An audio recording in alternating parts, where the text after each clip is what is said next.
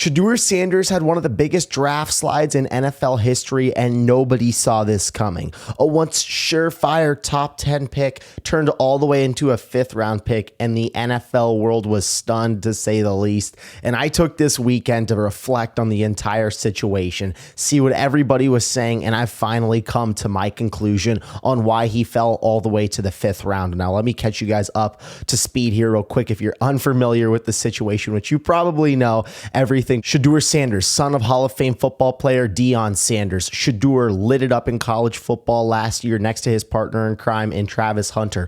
Both of them would have their jersey numbers retired in Folsom Field in Colorado, but everybody thought that Shedeur Sanders would be a surefire first-round pick. When the odds opened up to start betting on who would be the number 1 overall pick, 50% of the money flooded in on Shedeur. Everybody thought this dude might even be the number 1 overall pick. If not number 1, he's going to go number 2. And there was this tier of quarterbacks with Cam Ward, Shedeur, and Jackson Dart that were regarded as the 3 best QBs in the class. Now, this class hasn't been regarded as one that's necessarily elite. Outside of Cam Ward, Dart, and Shedeur, it's not great, and who knows how high really NFL GMs were on Shedeur and Dart, and this draft told you really how high they were on them, but nobody regarded this QB class as a truly elite group, and we found that out this weekend. Shedeur Sanders was thought to be drafted by the Pittsburgh Steelers. That was kind of the surefire consensus pick when Thursday rolled around. The over-under on him being selected had moved to 21.5, and Pittsburgh sat at 21. And when they came up, they didn't end up taking him, and that was when this crazy slide began. So when I truly broke down the entire situation, I looked at the teams that truly needed a quarterback, the teams that I thought were going to take a quarterback, and the teams that were really going to be in the Shedeur Sanders race. So I thought heading into this draft, there were 2 teams that 1000% needed a quarterback. Number 1 was obviously the Tennessee Titans, and they had the number 1 overall pick, and it was clear that they were going to go Cam Ward. The second team that I thought that 1000% needed a quarterback was the New Orleans Saints, and that was because Derek Carr just had that injury. He's probably going to miss this entire year. It seems like this could be a decent transition to go get a quarterback for the future, but really, how much homework have they done on all of these quarterbacks, because they didn't expect to be drafting one in the first round or one very high up, because they obviously had Derek Carr. Maybe they had their eyes set on a guy like Arch Manning for next year. So I could make the argument that 2 teams 1000% needed a quarterback. Then I think you have 2 other teams in the Giants and Steelers that nobody would be surprised if they did take a quarterback in the first round, but they absolutely did not 1000% need one. And I say that for the Giants because they signed Russell Wilson, they signed Jameis Winston, and they have Tommy DeVito. So they have 3 quarterbacks right there. And I could make the case that, hey, we're going to roll into this season with Russell Wilson, a nice seasoned veteran. We believe that he gives us a chance to help Malik Neighbors to take another step. You can make that argument. That's completely fair. You can make that argument. Now, for the Pittsburgh Steelers, do they have Aaron Rodgers this season? I think it's pretty clear he'll end up in Pittsburgh if he decides to play another season. But you could really make the argument, hey, for Shedeur, we don't want him in the first round because we're going to get Aaron Rodgers and we'll just go get our quarterback for the future next season. You can make that argument. So in total, I had 4 teams that needed a quarterback. That would be the Tennessee Titans, the New Orleans Saints, the Pittsburgh Steelers, and the New York Giants. 4 teams right there. So then Thursday rolls around and you have those 4 teams that are predicted to be first round quarterbacks. This line is set at 2.5 for first round quarterbacks that will go in that round. Pick number 1. We know Cam Ward is going Tennessee.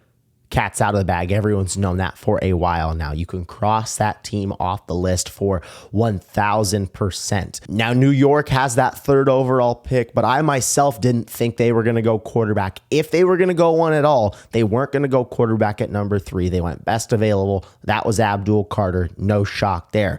The Saints come around at number 9. They don't go quarterback as well. This was not a shocker to me. I didn't think they were going to go quarterback in the first round. They have so many gaps on their team. Getting a first round quarterback that they maybe don't have as much homework done on as other teams do doesn't really give them a good shot at competing with them. So in my opinion, they just went with the guys that were on their board. moved on from Shedeur.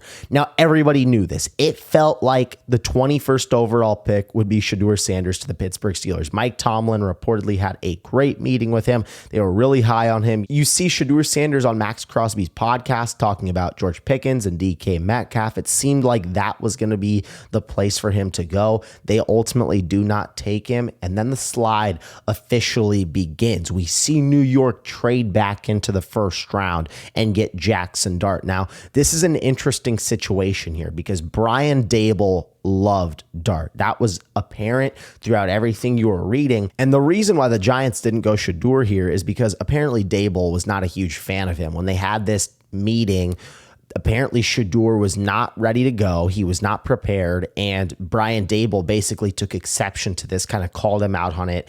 And their meeting did not go well. And he already loved Jackson Dart. So boom, there you go right now. First round is over with. You have your two teams right there that I thought would take a quarterback that addressed it. They're done. Titans, Giants, they're not looking back. Dart, Ward off the board. Now, this is when things get interesting here because the Steelers didn't take him. The Saints didn't take him. You can start to add in other teams in this conversation. Do the Cleveland Browns want to take him with their situation with Deshaun? That's really kind of a funky spot for them. And then as these rounds start to matriculate, you see Tyler Shuck get taken by the Saints. You see Jalen Milroe get taken by the Seahawks. You start to see some of these quarterbacks come off the board. You see Dylan Gabriel go to the Browns, and everyone's kind of like, hold on, what is going on with Shedeur Sanders right now? And the conclusion that I came to the entire situation was that this was not a great quarterback draft class. And I think you had a few teams that were doing serious homework on Jackson Dart, Cam Ward, and Shedeur Sanders. And I think you had other teams that thought we're not going to go quarterback this year, regardless of if we need one or regardless of if we don't. We're not going quarterback this year. So I think what happened is the Giants and Titans knew they were going to go quarterback. They loved those two guys. The Saints were thrown into an unexpected situation, and the Browns are just the Browns. For me, I don't think enough teams did their homework on Shedeur Sanders because of everything that was coming out beforehand about how Deion said, we're not even going to let Shedeur play for certain teams. And you see everything that comes with Shedeur Sanders. And I'm not knocking him here. I want to preface that. I'm not knocking him here at all. I hope he works his tail off and really makes everyone pay for this. But at the end of the day, we all know Shedeur's personality. We all know his dad's personality. And we all know how the media loves talking about these two. If you're an NFL team and Shedeur Sanders isn't going to be your starting quarterback, why would you want him to be your backup with the noise and criticism that comes with that pick? Let's be completely honest here. If you don't feel that he is the most talented quarterback, which a lot of teams don't, and to be quite honest with you guys, people saying that there are other reasons why he's not being drafted, it's ridiculous. It's first of all because of his talent. Now, I don't think he was a fifth round talent. I would say he's a second to third round talent. But once you get to that far in the draft and you have teams that, okay, maybe we don't have enough homework on Shedeur because we didn't expect him to be available here. Now you ask yourself this question, is it worth it for him to be a backup on our team? With the noise and buzz that we know comes with his name. If we feel that he is a decently talented quarterback, but we have him on a similar tier as Tyler Shuck, Jalen Milroe, and some of these other guys, why would you draft him if you know all the noise and criticism and backlash that comes with it? Just being completely honest, because that is what happens. That's the truth. You're going to get noise. Every single article, every single question from the media. What's going on with Shedeur? Every time your quarterback has a 50-50 game, is it time to let Shedeur play? Like, to be quite honest, that's what happens with the media. And then you have the personality. Oh, we don't know which teams we're going to let him play for. That was a bad comment, in my opinion. He doesn't throw at the combine. He's unprepared for his meeting with Brian Daboll. I think talent plays into it, but I also don't think the approach from the Sanders camp was very good. They expected that he was going to be a surefire top 10 pick. I think we all did, but I think you come to that realization where, is it worth it? And he started to slide because those four teams kind of filled up their quarterback position or didn't really want to address it in the first round. They went best available. And then the slide began. What teams did homework on him? What teams even thought he would be there? I know for sure I didn't think he'd be there. And when you have a personality in a situation like that, is it worth it? Now, I'll wrap up the video by saying this. I don't think Shedeur Sanders was blackballed at all. I think this was just a really tough situation. A lot of people weren't high on this quarterback class, and there really aren't that many elite starting caliber level quarterbacks in this year's draft class. Let's call it what it is. And once you see these guys start to come off the board, then it's like, okay, what's happening here? And that's when the personality, that's when the situation, the approach, everything starts to come into play. And Brian Daboll turned around Josh Allen. He loved Jackson Dart. This guy's a quarterback guru. He didn't have a great meeting with Shedeur Sanders at all. So like, I'm curious, what other teams did he maybe not have a great meeting with? What other teams were turned off by his personality? What other teams didn't think it was worth it? Throwing Aaron Rodgers and Shedeur together for the Steelers. Maybe that's not great news. I don't know. I'm not going to speculate, but regardless, I'm happy for Shedeur that he's drafted on a team. That's going to be interesting because they have 4 quarterbacks on the roster: Joe Flacco, Kenny Pickett, Dylan Gabriel, and Shedeur Sanders. So I think one of those guys might get cut. So it's going to be an interesting quarterback race, in my opinion, between Gabriel and Shedeur. But I'm just happy that he has an opportunity. Go prove everybody wrong. Go prove everybody wrong. That's what you've been doing your entire career. Nobody thought you could do it at Jackson State, then at Colorado. You keep balling. Go do it in Cleveland. Best of luck to him. Best of luck to the Browns. He's got his shot. Go make it count. My name is Caden Kubler, and thank you guys for watching.